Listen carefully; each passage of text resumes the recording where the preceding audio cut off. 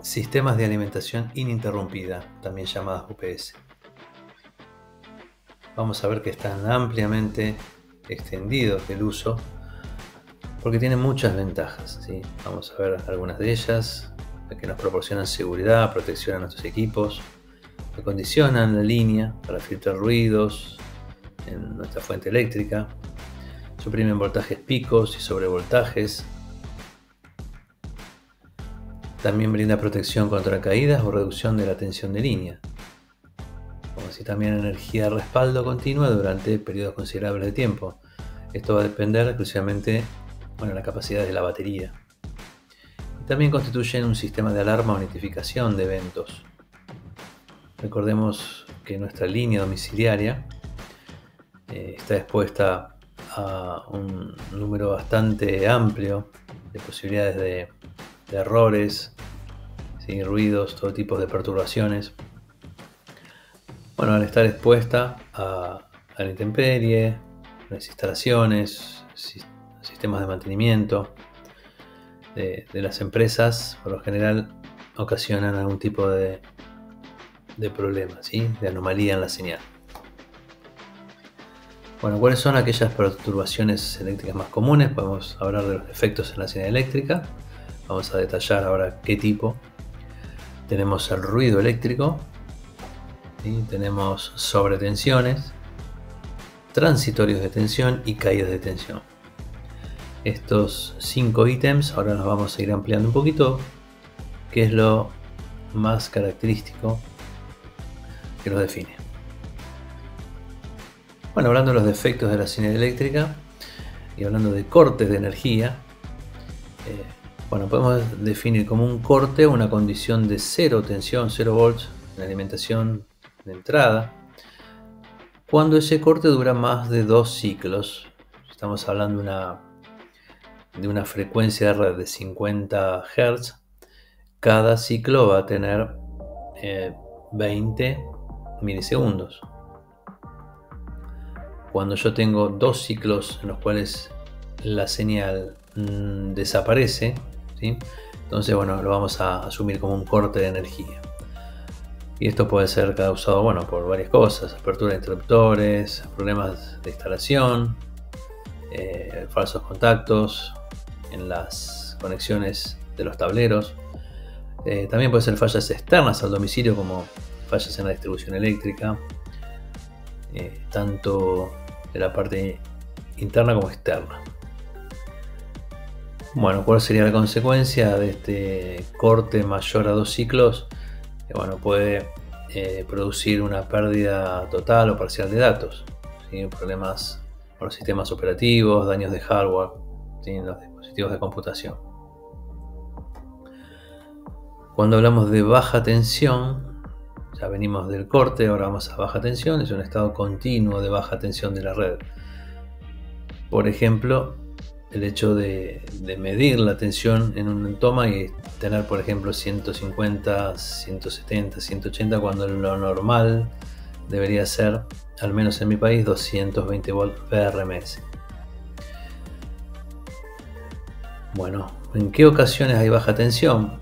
Bueno, es muy común en las épocas de alta demanda, como así en horarios pico de los días de invierno o también los días pico de verano, cuando las centrales generadoras no alcanzan, ¿sí?, a satisfacer la gran demanda. Entonces bajan la tensión para limitar la potencia máxima. Cuando esto sucede, los sistemas, los dispositivos que están preparados para trabajar a, por ejemplo, 220 volts pueden tener problemas con los datos y fallas en el hardware, ¿sí? Otro problema puede ser que la variación de la frecuencia, ¿sí? Cuando el equipo está preparado para trabajar de manera normal, estable, con 50 Hz, dependiendo, claro, de cuál sea la frecuencia de red de cada país. Hay algunos que tienen 60 Hz. Esto puede suceder por problemas en los grupos electrógenos, inestabilidad en las fuentes de suministro eléctrico. Entonces, hay como una variación en la frecuencia. ¿Qué consecuencias vamos a tener? bueno, ciertos equipos electrónicos sensibles a este parámetro, también podemos tener una pérdida de datos, ¿sí? Bueno, desperfectos de unidades de disco, bloqueos y fallas de programas. Otro evento que puede suceder en la línea es el ruido eléctrico. El ruido eléctrico es muy común, ¿sí? Se define como interferencia de radiofrecuencia, ¿sí? O interferencia electromagnética. Y bueno, causa efectos indeseables en los circuitos electrónicos.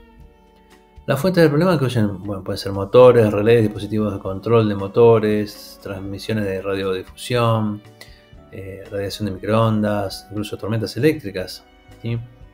Estos problemas de frecuencia pueden producir errores, también pérdidas de datos. Otro problema, ahora vamos a los picos de alta tensión.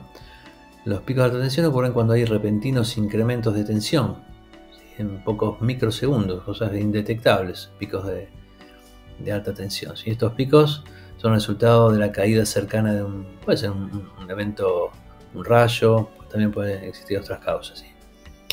Bueno, los equipos más vulnerables pueden incluir pérdidas de datos, deterioros de fuente de alimentación, que es lo primero que se deteriora, se quema, ¿sí? Es la fuente de alimentación. Y bueno, las tarjetas, las placas del circuito de los equipos. Otro elemento que podemos tener es la sobretensión, ¿sí?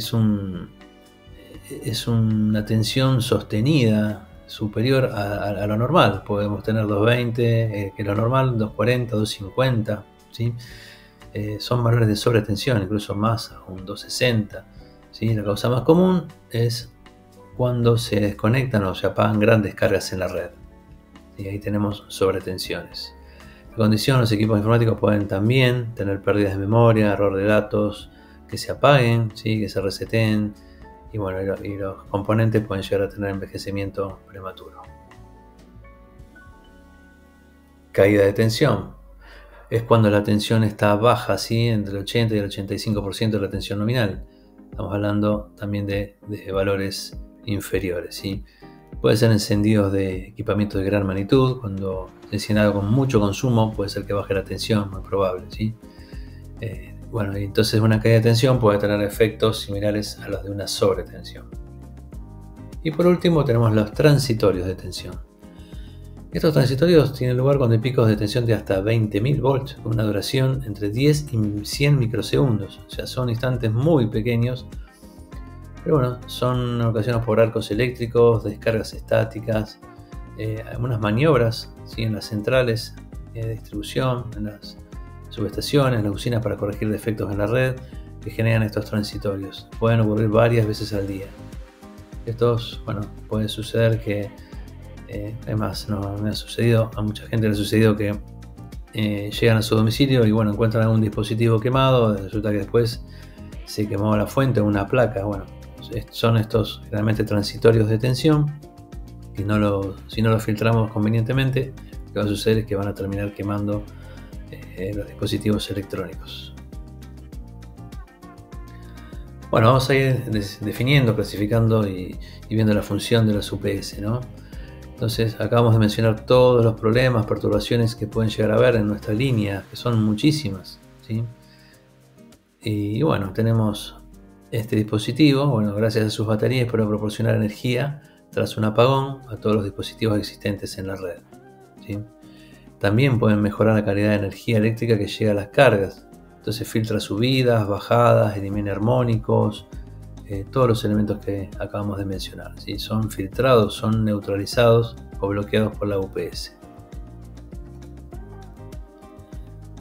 Bueno, también podemos hablar del estabilizador. ¿Qué es el estabilizador? Bueno, es un dispositivo que, bueno, es limitado, ¿sí? Por eso los precios de uno y otro son radicalmente diferentes, ¿sí? El UPS siempre es muchísimo más caro. ¿Por qué? Porque los estabilizadores protegen el equipo solamente en un bajo porcentaje de los problemas que acabamos de mencionar, mientras que el UPS, bueno, cubre todos estos problemas de alimentación que puedan llegar a suscitar. Bueno, ahora vamos a ver cómo está segmentado, cómo son las partes del esquema de un UPS, ¿sí? Consta de un rectificador, batería, inversor y conmutador. ¿Qué hace el rectificador? Bueno, rectifica la corriente de entrada, suministra corriente continua para cargar una batería. Recuerden que este elemento consta de una batería. Así que cuando hay tensión de entrada, tiene el sistema adecuado para que se vayan cargando las baterías para cuando haya un evento de desconexión. Entonces, de esta batería se alimenta el inversor y después se convierte nuevamente en alterna. Bueno, después puedo mencionar que cuando se descarga la batería, esta se recarga generalmente en un tiempo de 8 a 10 horas, por lo cual la capacidad del cargador debe ser proporcional al tamaño de la batería. Sí. La batería, ¿sí? La batería, ya vamos a ver en un apartado especial acerca de baterías. Podemos medirla en amperes hora, ¿sí? Depende del tiempo o autonomía. ¿Sí? Este parámetro define la autonomía de la batería, ¿sí? Cuánto tiempo puede entregar la corriente que tiene almacenada. Después tenemos el inversor, que lo habíamos visto en los videos anteriores, que convierten la corriente continua de la batería en corriente alterna, ¿sí? Y por último tenemos el conmutador, que esta es la llave, ¿sí? Que es la que detecta los cortes o los problemas en la red y conmuta, realiza un bypass entre dos posiciones que permite conectar la salida con la entrada, ¿sí? Ahora vamos a ver en detalle, no el circuito electrónico, pero sí esquematizado de los componentes que llevan en su interior. ¿Cómo es esto de la UPS? Entonces, tenemos dos modos en la operación normal, ¿sí? O sea, del rectificador, o sea, toma la tensión de red, la rectifica, carga una batería y del inversor va a la carga, ¿sí? Esto es modo normal. O bien, cuando hay un corte, se alimenta desde la batería, inversor y carga, ¿sí? Así que o toma del rectificador o toma de la batería, depende si hay o no hay tensión en la entrada. Bueno, acá tenemos un esquemático, presenta el esquema de un UPS conmutador. Vamos a observar la red de corriente alterna, el rectificador, el banco de baterías, el inversor que convierte de 12 de nuevo a 220.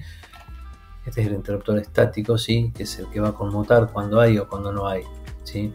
Tensión de entrada. Y esta es la carga. Acá estaría lo que voy a alimentar, ¿sí? Bueno. Entonces la conmutación a la red o al inversor se efectúa mediante interruptores estáticos, estos que están acá, que permiten una transferencia sincronizada entre la red e inversor y viceversa, con transiciones naturales sin cortes ni picos de voltaje. ¿Sí? La red alternativa se emplea cuando falla el inversor o cuando es necesario efectuar mantenimiento del equipo. Esta es la red alternativa, la red de emergencia, y esto es, bueno, esta de acá sería la parte superior, vendría a ser la UPS propiamente dicha, ¿sí? Con su rectificador, banco de baterías, inversor y el conmutador.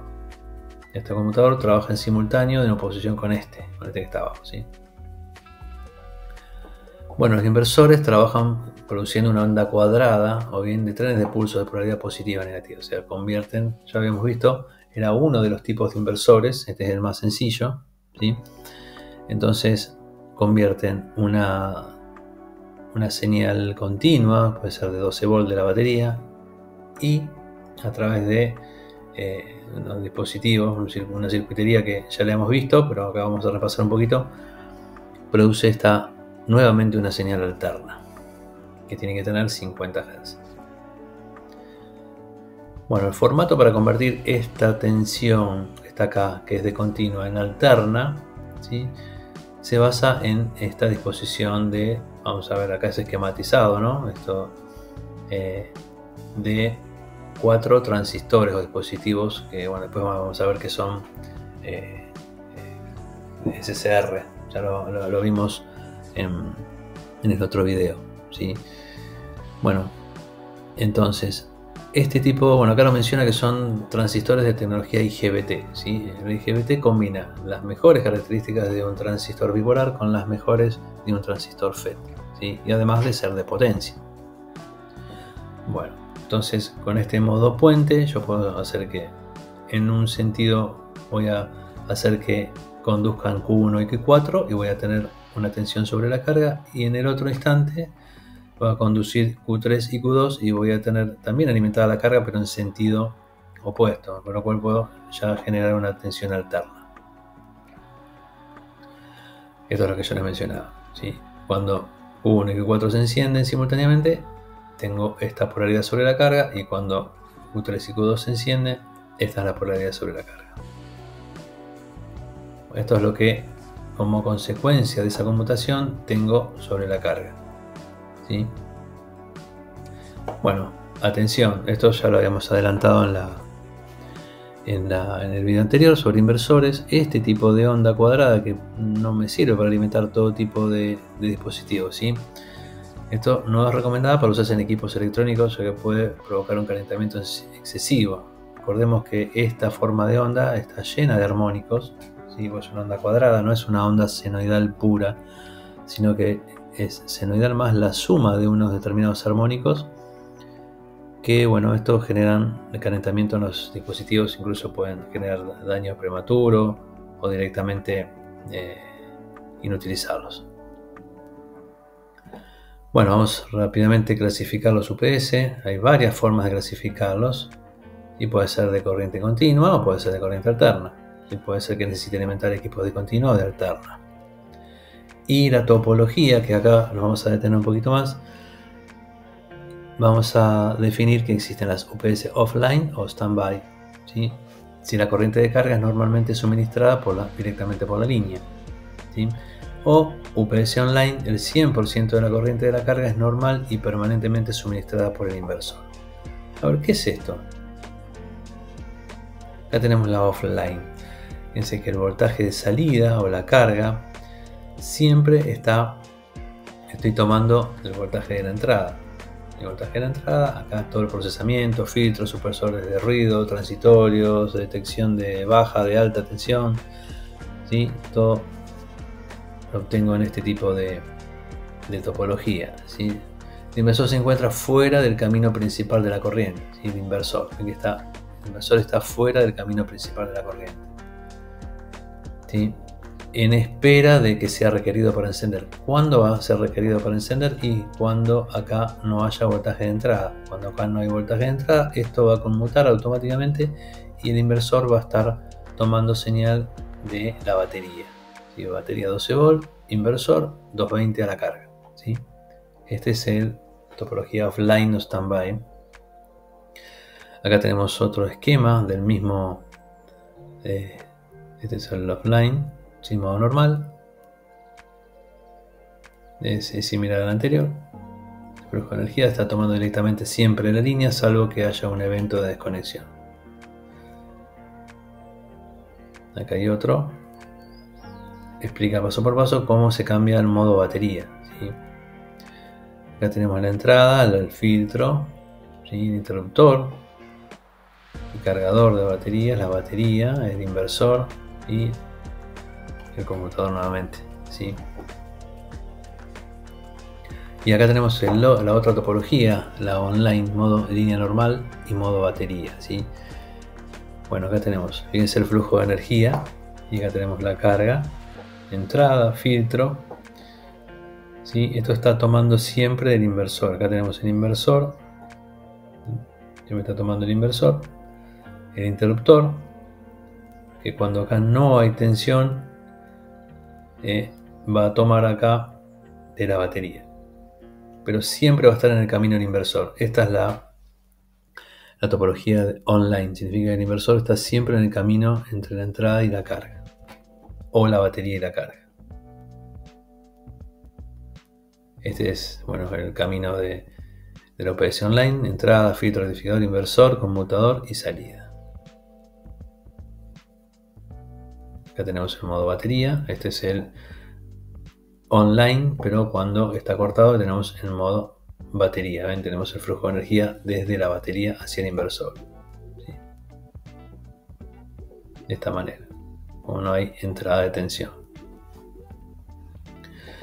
Esto está en el modo bypass, que es el flujo de energía. Esto está en modo bypass.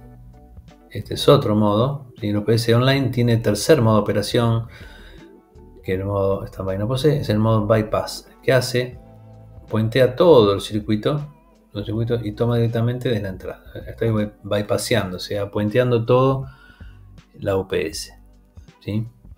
Bueno, acá obviamente, como se verán, está expuesto a todos los problemas que habíamos hablado, ¿sí? Solamente va a quedar esto de acá. Bueno, ¿qué es una UPS interactiva? Esta es una importante mejora al UPS tipo standby. Y bueno, es un agregado de un regulador de voltaje de entrada. ¿Sí? Es este de acá. Constituye un transformador con derivaciones seleccionables. ¿Sí? Entonces en esta figura muestra el esquema de esta interactiva. El regulador al entrar al sistema permite operar el sistema en modo normal cuando se producen caídas o sobreelevaciones en la tensión de línea sin que sea necesario conmutar al modo batería. ¿Sí? Entonces no siempre este modo es como una optimización, no siempre requiere del modo batería, ¿sí? Hasta cierto punto se lo puede arreglar trabajando acá con el estabilizador, ¿sí? Entonces no exige tanto la batería.